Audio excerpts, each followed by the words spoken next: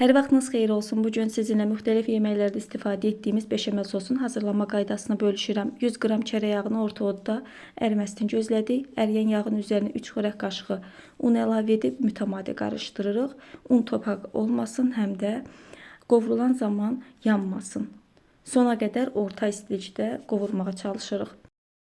Təxminən qaynamağa başladıqda 2-3 dəqiqə daha unu yağda qovururuq. Qovrulan unun üzərinə 3 stəkan yarım süd əlavə edirəm. Süd əlavə edərkən də yavaş-yavaş əlavə edirik və durmadan qarışdırırıq. Yenidən un topaq halına gəlib çıxmasın.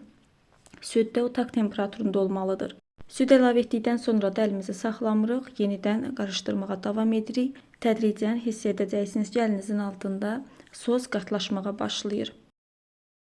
Artıq bizim sosumuz qaynamağa başladı. Qaynamağa başladıqdan 1-2 dəqiqə sonra bir qədər qara istiot və yarım çay qaşığı duz əlavə edirəm və yenidən qarışdırıram. Duz və qara istiot əlavə etdikdən sonra daha 2 dəqiqə ocaqda tuturuq və bu əsnada da yenə də qarışdırırıq.